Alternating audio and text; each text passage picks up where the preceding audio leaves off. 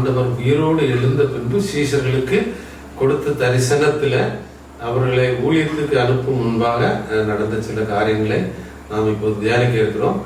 அது லூக்கா 24ஆம் அதிகாரம்.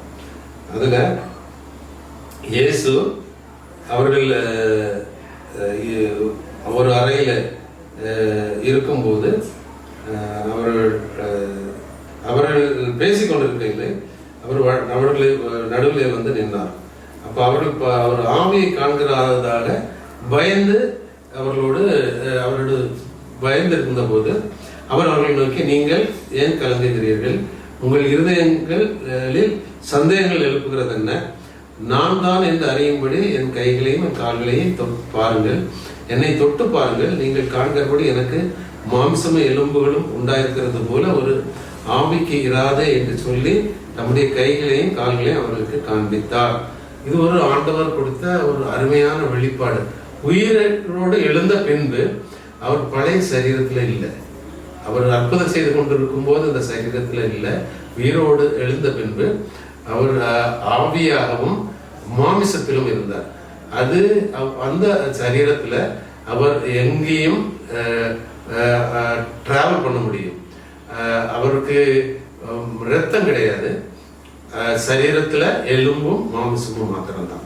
அதை அவர்களுக்கு காண்பித்து தொட்டு பார்க்க சொன்னார். ஏன்னா அவருடைய கையில தழும்புகள் இருந்தது.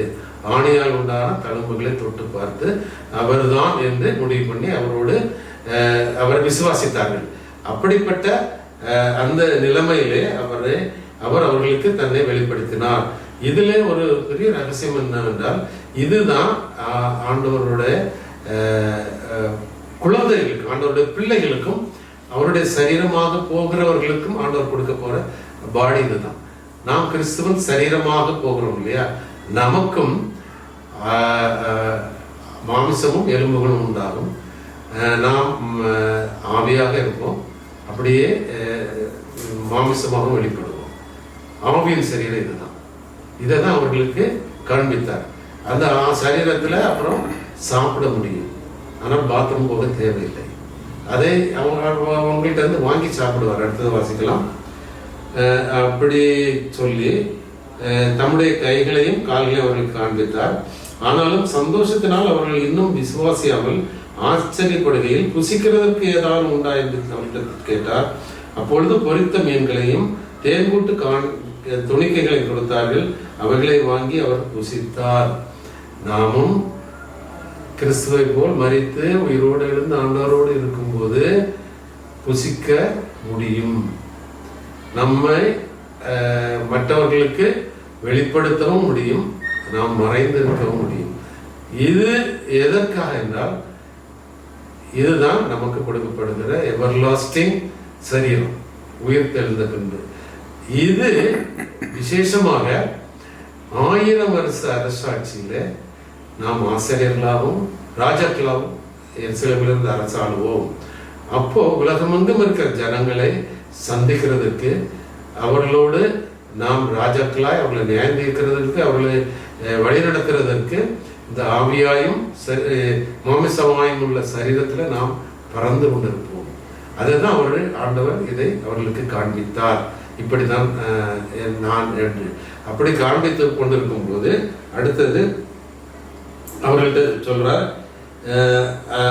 அவர்கள் வாங்கி சாப்பிட்ட பின்பு அவர்களை நோக்கி, மோசேயின் நியாயப்பிரமாணத்திலும் தீர்க்கதரிசிகளின் ஆகமங்களிலும் சங்கீதங்களிலும் என்னை குறித்து எழுதியிருக்கிறவைகள் எல்லாம் நிறைவேறியது என்று உங்களுக்கு உடனே இருந்த போது சொல்லிக் கொண்டு வந்த விசேஷங்கள் இவைகளே. அவர் இதெல்லாம் அவரை பற்றி சொன்னது ஒரு ஒரு ஒரு 10-20 நாளைக்கு முன்னாடி தான். அவர் ரொம்ப ஷார்ட் பீரியட்ல. அப்போ இவர்களோடு ஊழியம் பண்ணி அற்புதம் நடக்கும்போது அவர் யாருன்னு புரிந்து அல்ல அவர் கூட நடந்தது. அப்போ அவரை பற்றி மோசேயோட ஆகமங்கள் 5 ஆகமங்கள்ல சங்கீதத்துல தீர்க்கதரிசனிகள் எழுதி வைத்திருக்கிறது. எபிரேயர் பாஷையில அது இருக்கு. அது நம்ம ஆண்டவர் கண்களை திறந்தால்தான் நம்ம புரிந்து கொள்ள முடியும்.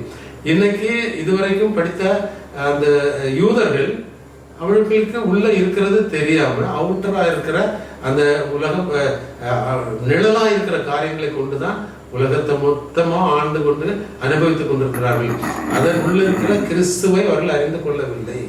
அப்படியே ஆண்டவர் அவர்களுக்கு என்ன செய்தார் என்றால், அப்பொழுது வேத வாக்கியங்களை அறிந்து கொள்ளும்படி அவர்களுடைய மனதை அவர் திறந்து அவர்களை நோக்கி எழுதியிருக்கிறபடி கிறிஸ்து பாடுபடவும் 3ஆம் நாள் எழுந்திருக்கவும் வேண்டியது என்று விழுந்தது. அன்றையும் மனம் திரும்பலும் பாவ மன்னிப்பும் எருசலேம் தொடங்கி சகல தேசத்தாருக்கு அவர் நாமத்தில் பிரசங்கிக்கப்பட வேண்டியது நீங்கள் இவர்களுக்கு சாட்சிகளாக இருக்கிறீர்கள். அப்போ இதை அவர்களுக்கு சொல்லி அவர்கள மனக்கண்களை திறந்த பிறகுதான் அவர்களுக்கு எபிரேய பாஷையில் ஆண்டவரை பற்றி சொல்லி வச்சிருந்தது தெரிந்தது. அதனால யூதர்கள் இயேசு கிறிஸ்துவை அறியாததுனால் அந்த அவரோடு கூட இருக்கும்போது அவர் சொல்லி இருக்கிறார், அவங்களுக்கு புரிந்து கொள்ள முடியவில்லை. மாம்ச பிரகாரமாக அவுட்டர் உள்ள, இப்ப நமக்கு ஆத்மா சரீரம் இருக்கிறது போல நம்மளுடைய ஆத்மா பார்க்க முடியாது, சரீரத்தை பார்க்கலாம். அப்ப சரீர காரியங்களை ஒருத்தரோட பேசினா புரிந்து கொள்வாங்க. நம்ம ஆத்மாவில் இருக்கிறத மற்றவங்களுக்கு புரிய முடியாது. நம்மை போல இப்போ நாம் ரட்சிக்கப்பட்டிருக்கிறோம், ஆண்டவரோடு இருக்கிறோம், ஆண்டவர் இதை பேசுகிறார், ஆண்டவரை உணர்த்துகிறார் அப்படின்னு ஒரு ஆத்மா ரட்சிக்கப்பட்ட மனுஷனிட சொன்னாதான் அவனுக்கு புரியும். இல்ல அதை ரட்சிக்கப்பட விருப்பம் உள்ளவர்களுக்கு தான் புரியும். வெறும் மாம்சமாயிருக்கிற மனுஷனுக்கு தெரியாது, புரியாது. அப்படியேதான் யூதர்களும் அவர்கள் மாம்ச பிரகாரமாக அவரை பார்த்ததினால் அவர் சொல்லுற அந்த ஆன்மீக காரியங்களை அவர்களால் புரிந்து கொள்ள முடியவில்லை. இதே தான் ஆண்டவர் பிரமாணங்களாய் கட்டளைகளாய் எழுதி அவர்களுக்கு கொடுத்தார். அந்த கட்டளைகளிலும் கிறிஸ்துவை குறித்து எழுதியிருக்கிறது, அதையும் அவர்கள் புரிந்து கொள்ள முடியலை. வெளியே பிரகாரமாய் அதை படித்து அவர்கள் அதை செய்ய முடியாமல் தோற்று போனார்கள். அதை உள்ளே இருக்கிற காரியங்களை அவர்களுக்கு ஆண்டவர் சொல்லி கொடுத்தும் அவர்களால் புரிந்து கொள்ள முடியவில்லை.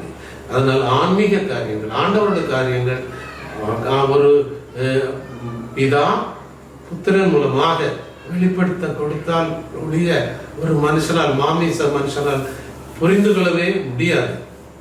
அதுதான் வேதத்தில் வாசிக்கிறோம். பிதா ஒருவருக்கு தன்னை வெளிப்படுத்தி கொடுத்தால் உடைய பிதா யாருன்னு யாருக்கும் தெரியாது. அதுபோல குமாரனும் தன்னை யாருன்னு பிதா வெளிப்படுத்தி கொடுத்தாலும் அவருக்கு தான் தெரியும். அவ்வளவு மேன்மையான காரியத்தை மாமிச பிரகாரமா நாம் அறிந்து கொள்ளவே முடியாது. நம்முடைய ஆன்மாவில பிதாவோடும் புத்திரனோடும் சேர்கிறது தான் இந்த அபான் என்கிறது. ஆன்மாவில அவரை ஓடு உள்ள அந்த பந்தம், ஃபெலோஷிப் தான் அபானுங்கிறது. அப்ப இயேசு சீடர்களுக்கு யோவான் சுவிசேஷத்துல சொல்லியிருப்பார், நான் பிதாவிலும் பிதா என்னிலும் நான் உங்களிலும் நீங்கள் என்னிலும். அல்லேலூயா. இதுதான் அபான். அபானாலே பிதா நம்மில், நாம் பிதாவில், இயேசு பிதாவில், நாம் இயேசுவில், இயேசு நம்மில். அதனாலதான் அபானை கொண்டு கர்த்தர் மாளிகையை கட்ட விரும்புகிறார். அதுதான் தேவன் வசிக்கிற ஆலயமாய் மாறும். அதுதான் வசிக்க முடியும். மாமிச கிரியைகளோ சிந்தைகளோ அதுக்குள்ள நுழையவே முடியாது. Upon பரலோகத்தினுடைய product.